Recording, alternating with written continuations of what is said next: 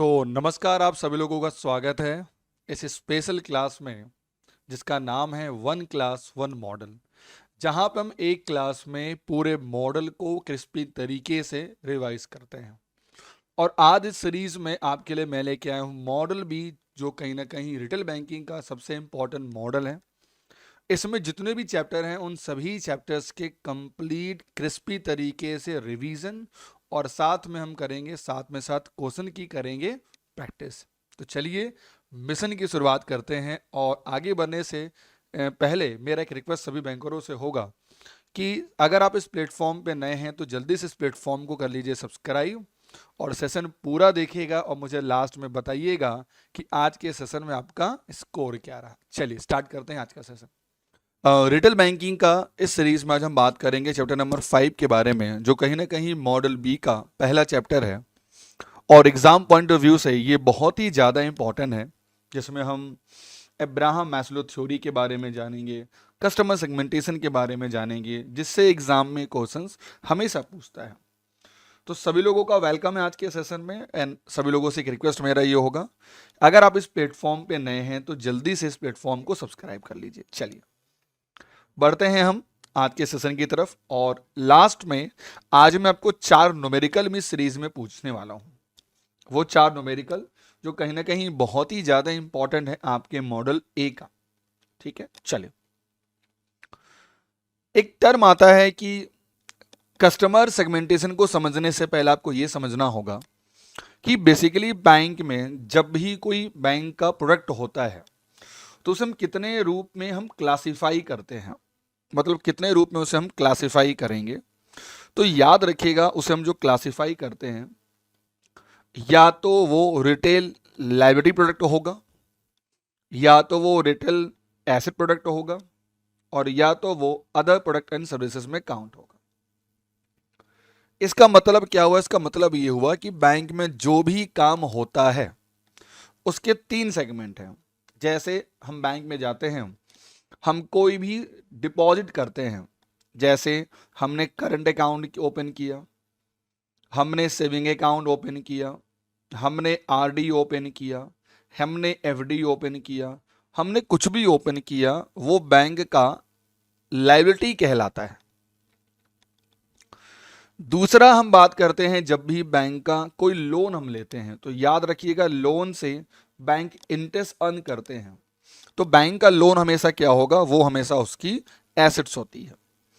तीसरा, हम बैंक में जो भी अदर सर्विसेज देखते हैं, चाहे वो आपका म्यूचुअल फंड हो, चाहे वो इंश्योरेंस हो, चाहे वो लॉकर फैसिलिटी हो, एनईएफटी चार्ज हो, इंटरनेट बैंकिंग चार्ज हो, जो भी बैंक आपको सर्विसेज बेचता है और उसके बदले वो आपसे कुछ चार्ज मांगता है, तो उसे हम काउंट करते हैं अदर प्रोडक्ट एंड सर्विसेज में। दैट मीन्स मुझे लगता है कि यहां तक सभी लोगों को सारे पॉइंट क्लियर हो गए होंगे। अब एक पॉइंट आता है, sir why we call liability. मैंने आपको ये मार्कर दिया, अब ये मार्कर मैं आपसे आज ना कल तो मांगूंगा, तो जो भी पैसा मैं बैंक में जमा करता हूं sir, in the name of saving account, current account, FD, RD, whatever, वो कहीं ना कहीं आज न कल मैं आपसे वापस मांगूंगा। तो इसीलिए बैंक इसको कहती है लायबिलिटी। बहुत ही बेसिक सा एक कॉन्सेप्ट है। दूसरा, जब भी हम कोई आपको लोन देते हैं तो लोन से उस हम बिजनेस में पैसा अर्न करते हैं, इंटरेस्ट अर्न करते हैं, तो ये मेरा क्या हो गया? ये मेरी एसेट्स हो गए। और जब यही लोन हमारा एनपीए हो जाता है, यानी परफॉर्म नहीं करेगा, तो बिकम व्हाट? तब वो बन जाता है क्या? Become NPA. आई होप ये पॉइंट सभी का क्लियर हो गया होगा। ठीक है, नाउ आप जो क्रेडिट चार्ज चार्ज हो गया, डेबिट कार्ड चार्ज हो गया, एटीएम कार्ड चार्ज हो गया, टेलीफोन बैंकिंग हो गया, है ना, वो सारे काम जिससे बैंक में बिजनेस आता है, जिससे बैंक में इनकम आती है, अपार्ट फ्रॉम फर्स्ट टू, उसे हम कहते हैं अदर प्रोडक्ट एंड सर्विसेज। और दुनिया के सारे बैंक जो तीसरा पॉइंट है उस पर भी बहुत जोर दे रहा है आज की डेट में। चलिए, क्वांटम ऑफ लोन एक बहुत ही छोटा सा टॉपिक है मॉडल बी का, मॉडल बी के चैप्टर नंबर 5 का, पर एग्जाम में 1 मार्क्स का क्वेश्चन यहां से आपको देता है। Sir what is quantum of loan? मैं बैंक में गया, मैं लोन लेना है मुझे, तो उसके 2 ही सेगमेंट हो सकते हैं। पहला कि मेरा इनकम कितना है और मेरे इनकम के बिहाफ में आप मुझे लोन देते हैं। एक पॉइंट तो ये हो गया। दूसरा आपने कहा कि उस सेगमेंट में हम इतना ही लोन देते हैं, यानी कि या तो वो रिलेटेड होगा उस प्रोडक्ट से और या तो इनकम से ऑफ द इंडिविजुअल। सर इसका मतलब क्या हुआ? सर इसका मतलब ये हुआ, आपने बैंक में मैं गया और मैं लोन लेने गया, एजुकेशन लोन, समझिएगा। अब आपका बैंक कहता है कि हमारे बैंक में जो हम एजुकेशन लोन देते हैं वो देते हैं max to max 50 lakh rupees, इससे ज़्यादा हम लोन ही नहीं दे सकते हैं। तो या तो क्वांटम ऑफ लोन रिलेटेड होगा उस प्रोडक्ट से, या दूसरा कहा गया एक काम करिए, हम ये चेक करते हैं कि कस्टमर कैसा है, जैसा उसका इनकम वैसा उनको हम लोन दे देंगे। अब जब भी क्वांटम लोन की बात आती है तो याद रखना इसमें कुछ पॉइंटर हैं। अगर मैं बैंक में गया और मुझे पर्सनल लोन चाहिए, पर्सनल एक्सपेंसेस के लिए चाहिए, तो जो भी मेरा मंथली इनकम है याद रखिएगा उसका 12 टाइम्स हमको नॉर्मली बैंक लोन दे देता है। पहला पॉइंट, ठीक है, यानी जो भी मेरा मंथली इनकम होगा उसका 12 गुना हमको बैंक नॉर्मली इस केस में लोन दे देगा। दूसरा, अब अगर मैं कार लोन लेने जाता हूं तो उसमें एक नियम, ये बेसिक नियम है कि ठीक है, जो भी आप साल में कमाते हो उसका 4 टाइम, है ना, ये स्टैंडर्ड है। कुछ 5 भी देते हैं, कुछ 6/4 कम से कम देते हैं, हम उसको आपको 4 गुना आपको दे देंगे, ठीक है। उसके बाद बहुत इंपॉर्टेंट है आपका हाउसिंग, यानी कि अगर आप हाउसिंग लोन लेने जाते हैं तो याद रखिएगा आपकी जो भी मंथ, क्योंकि ये लोन बहुत लॉन्ग टर्म के लिए बैंक आपको देता है, 30 साल तक दे सकता है मैक्सिमम, तो जो भी आपकी मंथली इनकम है उसका 48 to 60 टाइम्स आपको वो लोन फिनांस कर देता है। नाउ मार्जिन, मेरा ये एडवाइस आपको लोगों होगा जब इस वीडियो को आप आगे देखेंगे, मार्जिन याद मत करना है, क्योंकि मार्जिन ना सिर्फ आपको एक याद करना है, एक एजुकेशन लोन में और एक हाउसिंग लोन में। बाकी कभी भी जो मार्जिन है ना वो आपसे एग्जाम में नहीं पूछेगा, तो ये हमेशा वेरी करता है 15% से 30% के बीच में। जो भी आपकी एसेट्स की वैल्यू है उससे हमेशा क्या होगा, जो मार्जिन है वो हमेशा वेरी करता है, ठीक है। चलिए अगला पॉइंट आता है which is very very important. एक टर्म आता है जिसे हम शॉर्ट में कहते हैं क्या, FOIR। सर ये FOIR क्या होती है, जरा समझिएगा। Fix obligation to income ratio. मैं बैंक में गया तो मैंने कहा कि सर मेरी जो सैलरी है वो मेरी सैलरी 1 लाख रुपए है। अब जो ये सैलरी मेरी हो गई ना 1 लाख रुपए, इसे हम ग्रॉस सैलरी कहते हैं। मैंने पहले ही एक लोन लेके उसकी मैं EMI दे रहा हूँ ऑलरेडी, मेरी 25,000 रुपीज़ की ऑलरेडी मेरी एक EMI चल रही है ना। मेरा क्रेडिट कार्ड का ऑलरेडी 20,000 रुपीज़ का बिल चल रहा है, यानी कि दैट मीन्स 45,000 रुपीज़ तो मेरा पहले ही कट जा रहा है, तो मेरे हाथ में बचेगा कितना, 55,000 रुपीज़। अब बैंक इस पैसे से आपकी पेइंग कैपेसिटी को चेक करेगा कि आप कितना पैसा दे सकते हैं, कितना आप EMI चुका सकते हैं। Got it everyone? तो इसे ही हम लोग कहते हैं फिक्स इनकम, यानी आपकी जो भी ऑब्लिगेशन है, आपकी ऑब्लिगेशन कितनी हो गई, ये आपकी फिक्स ऑब्लिगेशन है। 2, आप कमा कितना है, आप कमा रहे हैं 1 लाख रुपए, तो ये बैंक निकालता है और कहते हैं कि ये रेशियो ना बेसिकली 40% से कम नहीं होना चाहिए। अगर ये रेशियो 40% से कम है तो बैंक फिर आनाकानी करेगा आपको लोन देने के लिए, क्योंकि उसको पता है कि फिर आप चुका कहाँ से पाओगे, ठीक है। It is very very important portion. Now जितने भी हमारे बैंकर इस सेशन को देख रहे हैं अभी अपने साथ रख लीजिए कैलकुलेटर, क्योंकि मैं आगे आपसे पूछने वाला हूँ न्यूमेरिकल, बहुत इंपॉर्टेंट है। आपको लगता होगा कभी कभी इस बार इस टॉपिक से एग्जाम में भर भर के क्वेश्चन आए थे, बहुत ही घुमा के क्वेश्चन पूछे जाते हैं, ठीक है। और जहां तक मैं देख रहा हूं कि साउंड में कहीं कोई इशू नहीं होना चाहिए, मुझे कमेंट कर दो। चलिए अगर साउंड में कुछ इशू है तो जरूर आप मुझे बताइएगा। ऑल ओके है। चलिए नाउ ये इसको रट लीजिए, कहीं लिख लीजिए, ये एग्जाम में आने वाला है, घुमा के पूछेगा बट आएगा जरूर आपके एग्जामिनेशन में। इसको हम कहते हैं सेगमेंटेशन ऑफ कस्टमर। ये सर सेगमेंटेशन होता क्या है, मतलब डिस्ट्रीब्यूशन। जैसे आपके बैंक में कस्टमर आते हैं, तो एक कस्टमर मेल भी होगा, एक कस्टमर फीमेल भी होगा, एक कस्टमर नया भी होगा, एक कस्टमर पुराना भी होगा, एक कस्टमर जवान भी होगा। मतलब this is called distribution of customer. तो हर तरह का सेगमेंटेशन होता है, बट जो प्राइमरी होता है सेगमेंटेशन, उसको हम लोग कहते हैं इनकम बेस पर। यानी कि जो प्राइमरी हम डिस्ट्रीब्यूट करते हैं कस्टमर के इनकम को, उसके बेस में बनाते हैं प्रोडक्ट। ठीक है, तो यहां पर याद रखना, या तो आप सेगमेंट हो, कस्टमर हो किसके, मास मार्केट के, या तो आप हैं मास अफ्लुएंट के, और या तो आप हैं सुपर अफ्लुएंट के। याद रखना, जो शुरू का टॉप 3 है, जो शुरू का आपका टॉप 3 है, ये आपका रिटेल बैंकिंग का पार्ट है, और जो आखिरी का 3 है, याद रखिएगा, ये आपका कॉर्पोरेट का पार्ट है, यानी कॉर्पोरेट बैंकिंग का ये पार्ट होता है, सीबी का, होलसेल बैंकिंग।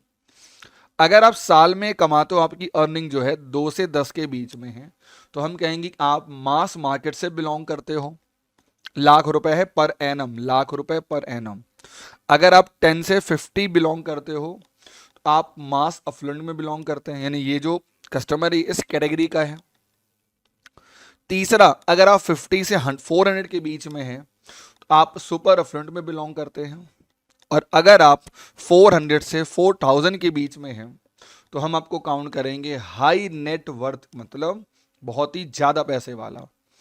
और अगर आप 4000 से 120,000 के बीच में हैं, तो हम काउंट करेंगे कि you are comes under super HNW, यानी कि super high net worth customer में हम आपको काउंट करेंगे। और अगर आप 1,20 से ऊपर कमाते हो, तो कहीं ना कहीं बहुत बड़ी राशि है, आप आते हैं किसमें, अल्ट्रा HNW में आते हैं, यानी कि हाई नेट वर्थ। ये बहुत इंपॉर्टेंट है, और आप इस सेशन को देख रहे हैं तो इसको लाइक करिएगा, नहीं तो नवंबर के एग्जाम में जब आपको रिवीजन करना होगा जल्दी में क्रिस्पी तरीके से, तो आपको ये वीडियो दिखेगा नहीं, क्योंकि there are so many video जो इस प्लेटफॉर्म पे अपलोड किए जाते हैं। ठीक है, चलिए अब जो हम आगे बताने वाला हूं, it is very very important. जब भी बैंक में कोई भी प्रोडक्ट क्रिएट होता है, तो हम एक एजम्पशन मानते हैं कि what are the fundamental assumption, है ना। हमारा एजम्पशंस क्या है अबाउट कस्टमर को लेकर, है ना, यानी हम क्या सोचते हैं, उसके बाद ही अपने बैंक का कोई भी प्रोडक्ट क्रिएट करते हैं। पहला, ये बैंक हमेशा मानता है कि जो कस्टमर हमारे पास आएगा ना, वो ऑलवेज डिफरेंट होगा। ऐसा नहीं सिर्फ एक ही कस्टमर आएगा जिसको जो ओपन कराना है सेविंग अकाउंट, नहीं, हमें रिकरिंग भी ओपन करवाना है, हमें FD भी ओपन कराना है, हमें क्रेडिट कार्ड भी बेचना है। तो पहला, ये बैंक सोच के हमेशा प्रोडक्ट डिजाइन करता है। दूसरा, अगर कस्टमर डिफरेंट होगा तो सर उनकी नीड डिफरेंट होगी, एम आई राइट।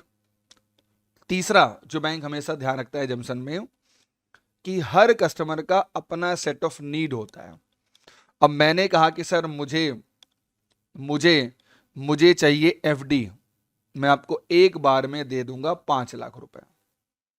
आपने कहा सर मेरे इतनी रिक्वायरमेंट नहीं है, मेरे पास इतना पैसा नहीं है, मैं तो ओपन करूंगा RD और मैं आपको हर महीने 10,000 रुपीज ही दूंगा। तो डिपेंड करता है कि आपकी फाइनेंशियल नीड कैसी है ना। अब क्या पता आपने कहा कि मुझे तो लोन चाहिए, कैसे भी लोन चाहिए, ठीक है, आपके लिए पर्सनल लोन है, आप जो करना है वो करिए, इस पैसे से बैंक कभी पूछने नहीं जाएगा, है ना।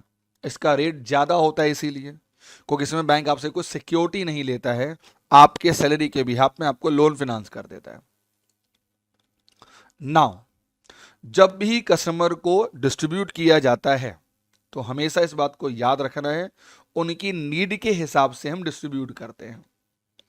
साथ में हम उनको ऑन द बिहाफ ऑफ जो मेन होता है इनकम, मेन जो होता है एज, मेन जो होता है geographical, profession, employment, vocation, gender, family side, हम हर तरीके से आपको क्या करते हैं, डिस्ट्रीब्यूट करते हैं। ये था इस चैप्टर का पार्ट 1 जो हमारा एंड होता है। अब जरा पार्ट 2 बहुत ही मजेदार है, और इसको हम लोग कहते हैं अब्राहम मैस्लो थ्योरी। आपने कभी HR पढ़ा होगा ना, तो आपको ये दिखा होगा ये टॉपिक, आपने अगर कभी अपने बैंक में ध्यान दिया होगा तो ये MBA के सिलेबस में भी है। अब्राहम मैस्लो, बहुत ही आसान सा टॉपिक है ये। तो अब्राहम मैस्लो थ्योरी बेसिकली क्या कहती है कि नीड जैसी कस्टमर की होती है, उसको अपने नीड के हिसाब से वो डिस्ट्रीब्यूट करता है चीजों को, यानी इसको कहते हैं थ्योरी ऑफ मोटिवेशन। जैसे आप एग्जाम की तैयारी करो जीआईबी का, आपने जीआईबी क्लियर कर लिया, तो आपका अगला टारगेट क्या होगा कि सर मेरा सीआईबी होना चाहिए। जब आपका सीआईबी क्लियर हो गया तो फिर आपका अगला टारगेट क्या होगा, सर हमारा जो अगला टारगेट होगा हम करेंगे तब सीसीपी का कोर्स करेंगे, सर हम एमएसएमई का कोर्स करेंगे, सर हम फॉरेक्स का कोड करेंगे। लाइफ में जो आपकी रिक्वायरमेंट है ना, जो नीड है ना, वो हमेशा चेंज होती रहती है। तो इनकी 5 थ्योरी ऑफ मोटिवेशन है, याद रखिएगा। नंबर 1 फिजियोलॉजिकल नीड, उसके बाद सेफ्टी नीड, उसके बाद लव बिलोंगिंग है ना वो नीड, उसके बाद 4 स्टीम, और लास्ट में भगवान की प्राप्ति। यानी कि आपकी एज हो गई 60+, अब ज्यादा कोई डिजायर बचती नहीं है, तो आप देखते हैं कि भाई हम फ्यूचर मेरा कैसे चलेगा। तो बैंक बेसिकली क्या करता है कि अपने इसी need of theory of motivation के बिहाफ पर बैंक में क्रिएट करता है प्रोडक्ट। सर उसको कैसे याद करें, मैं आपको तरीका सिखाता हूं, बहुत आसान सा, जरा समझिए। इन्होंने ये जो मैस्लो थ्योरी थी ना, इन्होंने 1943 में पब्लिश की थी, एक बहुत बड़े फिजियोलॉजिकल थे। इनका नाम था थ्योरी का, पेपर का, ए थ्योरी ऑफ ह्यूमन मोटिवेशन। उन्होंने कहा नंबर 1 सबसे बेसिक नीड फिजियोलॉजिकल नीड, दूसरा सेफ्टी नीड, तीसरा सोशल नीड, चौथा स्टीम, और पांचवा सेल्फ। कैसे इसको याद करोगे, देखिए बहुत आसान था। आप याद करो, आपके बैंक में आने से पहले आपने सबसे पहले क्या किया, आपने किया ग्रेजुएशन। अब जैसे ही आपने किया ग्रेजुएशन, आपकी लक्ष्य क्या था जीवन का पहला, कि मुझे बैंक में जॉब चाहिए। ये आपका टारगेट था, मैं राइट और रॉन्ग, ये था आपका टारगेट। और आपने कहा कि मुझे चाहिए जॉब, भाई कुछ भी कर लो, मुझे चाहिए जॉब। अब जॉब तो मिल गई, तो आपने कहा एक काम करते हैं, जॉब मिल गई, अब पीयू बन गए हैं, लेकिन हमारा 2 साल का था क्या, प्रोबेशन पीरियड। अब जॉब को हम क्या कर दें, तो सर जॉब को हम कर दे परमानेंट। क्या कर दें, हम कर दे परमानेंट। जॉब भी आपकी फिक्स हो गई, चलो 2 साल आपने गुजार दिए बहुत अच्छे से। अब अगला क्या हुआ, परिवार ने कहा भाई थोड़ा सा ध्यान दो, सोशल में ध्यान दो, शादी के लड़के आ रहे हैं, बच्चे आ रहे हैं, मतलब शादी की बात चल रही है, यानी आपने थोड़ा सा सोशल ध्यान दिया, यानी आपने ध्यान दिया शादी ब्याह के बारे में, थोड़ा सा ध्यान दिया। तो पहला स्टेज क्या था, जॉब मिलना, बेसिक नीड। फिर आपने जॉब को सिक्योर किया, ऐसे याद रखिएगा। फिर आपने तीसरी, फिर शादी की सोची, आपने कर भी ली होगी, बहुत लोगों ने शादी बैंकर। अब फोर्थ में आपने थोड़ा सा क्या, एक काम करते हैं, कहीं प्रॉपर्टी खरीद लेते हैं, है ना, कहीं आप क्या कहते हैं कि थोड़ा सा कहीं जमीन खरीद लेते हैं, कहीं कुछ मतलब कार खरीद लेते हैं, मतलब आपने थोड़ा शो ऑफ करना स्टार्ट किया, क्योंकि आपकी तीनों बेसिक नीड पूरी हो गई। एम आई राइट। अब आपका आ गया समय रिटायरमेंट वाला, यानी आपका समय आ गया 60 साल वाला। अब आपने क्या कहा, यार थोड़ा सा ध्यान दो भगवान की तरफ, थोड़ा सा अपने बारे में ध्यान दीजिए, हाँ कुछ ऐसा प्लान बना ले कि जो हमारा जो रिटायरमेंट प्लान है वो चला जाए, अच्छे से गुजर जाए, कोई दिक्कत ना हो। तो ये आप ऐसे उसको याद रखिएगा, 5 आपका जीवन का लक्ष्य था as a motivation of theory. एक आपका बेसिक नीड, दूसरा आपकी सेफ्टी नीड, तीसरा आपका सोशल कंट्रीब्यूशन, फोर्थ नंबर आपका स्टीम, और पांचवा भगवान की प्राप्ति। ये आपको याद रखना, ये आपका बॉटम है, सबसे बॉटम है, यानी ये जो है वो असेंडिंग ऑर्डर में है, कभी कभी ऐसे भी घुमा के पूछ देगा। तो ये आपका बेसिक नीड है, मतलब यानी कि ये आपका असेंडिंग ऑर्डर में है।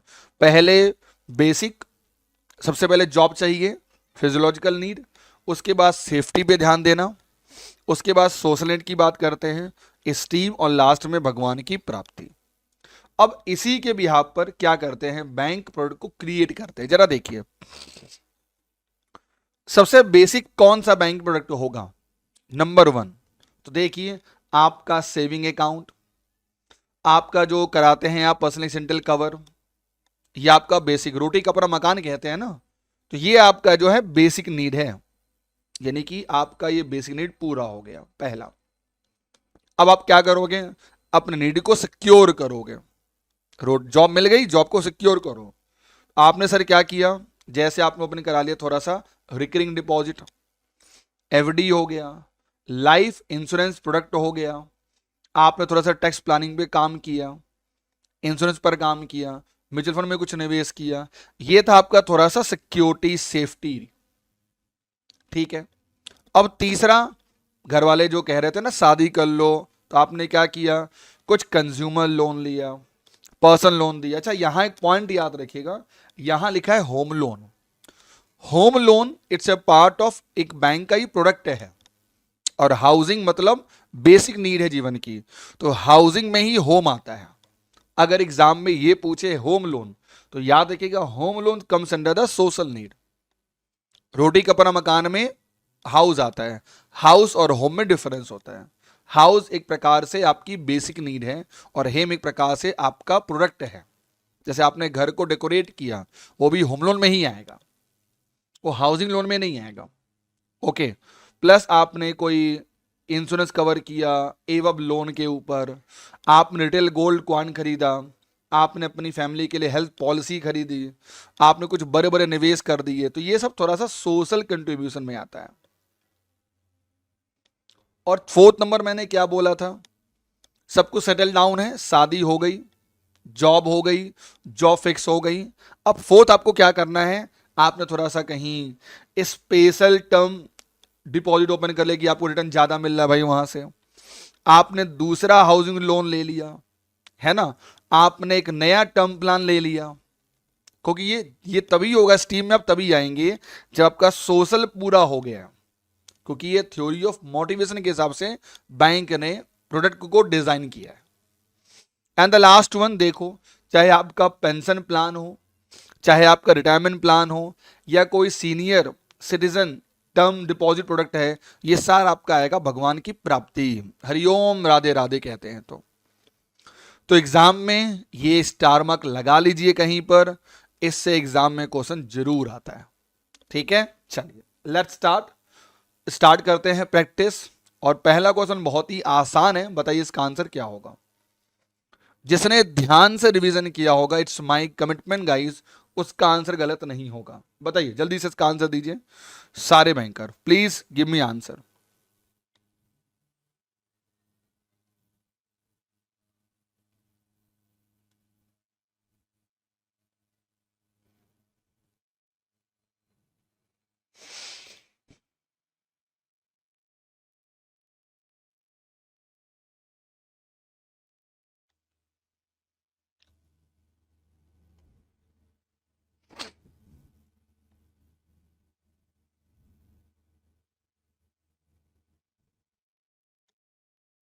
बिना आप अगर सोचेंगे कि आपको आंसर नहीं देना है, तो बिना आंसर के आप चीजों को सॉल्व नहीं कर पाएंगे, तो आंसर देना कंपलसरी है। देखिए सबसे पहले यहां क्या पूछ रहा है कि कस्टमर सेगमेंट, अगर मेरा इनकम लेवल अगर 2 लाख से 10 लाख रुपए के बीच में है, तो हम कैसे कस्टमर हैं, हम मास अफ्लुएंट कहलाएंगे, हम सुपर अफ्लुएंट में कहलाएंगे, हम H&W कहलाएंगे, या हम मास मार्केट कहलाएंगे। तो याद रखिएगा ये पहली सीढ़ी है, यानी कि हम बात कर रहे हैं मास मार्केट का। ये स्टार मार्क लगा लीजिए, ये आता है एग्जामिनेशन में। तो 2 से 10 के बीच में है तो आप बिलोंग करेंगे मास मार्केट से, यानी कि आपका जितने भी आपके बेसिक अकाउंट्स होते हैं ना, आपके नोफिल अकाउंट्स होते हैं, या आपका जो बेसिक बैंक सब इसमें काउंट होता है, मास लेवल में जाता है बैंक का। नाउ अगर मेरा इनकम 400 से 4 लाख के बीच में है, 400 लाख से 4000 लाख के बीच में है, तो हम क्या है, तो हम मास अफ्लुएंट में काउंट करेंगे, क्या हम सुपर अफ्लुएंट में काउंट करेंगे, क्या हम H&W में काउंट करेंगे, क्या हम मास मार्केट में काउंट करेंगे। बताइए व्हाट इज योर आंसर। सभी लोगों से रिक्वेस्ट होगा जितना हो सके करिए सर पार्टिसिपेट, विदाउट पार्टिसिपेशन चीजें आपको आगे और हार्ड लगेंगी, तो ये नहीं करना है। ग्रेट। तो अगर वो चार्ट याद है तो आपने आंसर दे दिया, सी नंबर। ठीक है, इसी पर ये बेसिक क्वेश्चन से गए। जब मैं क्रैकर बैच में कराऊंगा ना, वहां मैं बहुत हार्ड लेवल के टेस्ट कराता हूं। चलिए, अगर कोई कस्टमर सर्विस एक्सपेक्टेशन, तो हो सकता है कि वो पॉजिटिव भी हो और हो सकता है कि वो नेगेटिव इंपैक्ट भी हो। यानी मैं आपके बैंक में जब कोई सर्विसेज लूंगा तो हो सकता है कि पॉजिटिव भी सोचूं और नेगेटिव भी सोचूं। अब आपको बताना है काइंडली फाइंड रॉन्ग वन, यानी आप बताना है इसमें से कौन सा गलत है। अगर एक्चुअल सर्विस बेटर देन है एक्सपेक्टेशन, यानी मैंने जो उम्मीद किया मुझे उससे अच्छा मिल गया, तो क्या कस्टमर सेटिस्फाई होगा। अगर एक्चुअल सर्विस मैच कर दिया आपके एक्सपेक्टेशन से, तो क्या कस्टमर डिलाइट होगा। या एक्चुअल सर्विस जो है इज लेस देन है एक्सपेक्टेशन से, तो क्या इट विल लीड डिसेटिस्फाई होगा। या ये 1 and 2 काउंट होगा, या इनमें से कोई नहीं। बताइए इसका आंसर क्या होगा। ग्रेट। जब तक सही तभी होगा जब तक आप करोगे प्रैक्टिस। बहुत प्यारा क्वेश्चन है। देखिए, मैंने अनुमान किया था हे भगवान मुझे बैंक में जॉब लग जाए और मैं बन गया आरबीआई ग्रेड बी ऑफिसर, तो मैं खुशी के मारे पागल हो गया, यानी कि आई बिकम डिलाइटफुल हो गया। तो यानी कि 1 का 2 में होना चाहिए, 2 का 1 में होना चाहिए, यानी कि 1 और 2 दोनों क्या है साहब गलत है। तो आंसर क्या होगा, 4th नंबर। और सोचा था बैंक में जॉब लगेगी, जॉब ही नहीं लगी, तो मैं डिससेटिस्फाई हो जाएगा। तो उम्मीद से ज्यादा मिल गया तो खुशी के मारे पागल, डिलाइट हो गया, हा हा हा हा। जो सोचा था वही मिल गया तो मैं सेटिस्फाई हो गया। नाउ स्टेट, देखो ऐसे क्वेश्चन आते हैं घुमा घुमा के। स्टेट बैंक ऑफ इंडिया ने डिसाइड किया कि हम एक नया डिपॉजिट प्रोडक्ट जिसका नाम है कोर सेविंग अकाउंट, क्या नाम है इसका, नाम है कोर सेविंग अकाउंट, जिसमें उन्होंने कुछ फीचर्स को ऐड कर दिया, सम स्पेशल फीचर ऐड कर दिया to attract the customer, under which category of customer need the product fall. अब आपको बताना है कि कौन से सेगमेंट में ये प्रोडक्ट आएगा। क्या ये सिक्योरिटी सेफ्टी में काउंट करें, क्या ये सेल्फ एक्चुअलाइजेशन में काउंट करें, क्या ये फिजियोलॉजिकल नीड में काम करें, या क्या ये सेल्फ स्टीम नीड में काउंट करे। बताइए कहां हो। इस क्वेश्चन का आंसर इस क्वेश्चन में ही छुपा हुआ है, याद रखिएगा। इस क्वेश्चन का जो आंसर है क्वेश्चन में ही छुपा हुआ है, यू नीड टू आंसर। तो अगर एग्जाम क्वेश्चन में ही लिखा है कोर, तो कोर किस में आता है, कोर हमेशा आता है बेसिक में। कोर किस में आएगा, कोर हमेशा आएगा आपका बेसिक में। तो आंसर क्या हो गया, 3 नंबर। ओके, बहुत प्यारे क्वेश्चंस हैं, ये एग्जाम में आते हैं ना। कस्टमर एक्सपेक्टेशन जो है सर्विस क्वालिटी को लेकर, सर्विस क्वालिटी को लेकर ये मेनली किस पर डिपेंड करता है कि सर्विस जो है वो टेंजिबल होना चाहिए, सर्विस रिलायबल होना चाहिए, सर्विस रिस्पॉन्सिबल होना चाहिए, या एश्योरेंस होना चाहिए। 1 and 3 only, 1 2 3 only, 2 and 4 only, 1 2 3 and 4 only. बताइए आंसर क्या होगा। तो सर्विस टेंजिबल भी होनी चाहिए, रिलायबल भी होनी चाहिए, रिस्पॉन्स होना चाहिए और एश्योरेंस भी होनी चाहिए, चारों होनी चाहिए। तो आंसर क्या होगा, डी नंबर। चलिए, this is the call. Now बड़ी प्यारी क्वेश्चन, बड़ा प्यारा क्वेश्चन है। Which of the following need fall within the classification of Abraham Maslow hierarchy of need. बताइए कौन इसमें फॉल करता है। पहला फिजियोलॉजिकल नीड, दूसरा सेफ्टी नीड, तीसरा social need, fourth urgent need. बताइए आंसर क्या होगा। बहुत प्यारा सा क्वेश्चन है guys, each and every one.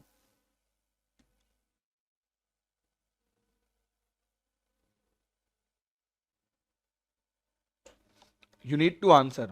तो ध्यान रखिएगा सभी लोग, यहां पर कभी भी ना अर्जेंट नीड नहीं होती है, कभी भी अर्जेंट नीड नहीं होगी। ग्रेट गौरव सर, ग्रेट नाइस। कभी अर्जेंट नीड कुछ नहीं ही नहीं 5 ही तो नीड है भाई, या तो बेसिक, या तो सेफ्टी, या तो सोशल, या तो स्टीम, और या तो भगवान की प्राप्ति सेल्फ एक्चुअलाइजेशन नीड। चलिए, what major needed to enhance service quality. हम ऐसा क्या मेजर करें जिससे हमारे बैंक में जो सर्विस क्वालिटी है वो बेहतर हो जाए। Need to improve transaction time at the branch, or branch offering need to relook, lack of adequate channel is felt by customer, need to relook at current channel, and their ease of access uses for the customer. ये all होगा, ये none होगा. तो ये सारी positive चीजें हैं जिनको अगर आपने फॉलो किया तो आपकी सर्विस बेहतर होगी. और इसमें मेरा मानना है, पता है मैं क्या सोचता हूं, कि जो पहला वाला है ना, इट इज बेस्ट है. ये कोई भी कस्टमर अगर आपके बैंक में तो आप लोग करके देखिएगा, अगर आपने उसका टाइम बचा दिया ना, he become very happy now day, because आज के डेट में टाइम इज मनी. तो टाइम बड़ी इंपॉर्टेंट चीज है किसी भी कस्टमर के लिए. चलिए, विच of the following comes under empathy, ये एक प्रीवियस ईयर क्वेश्चन है, ये 2023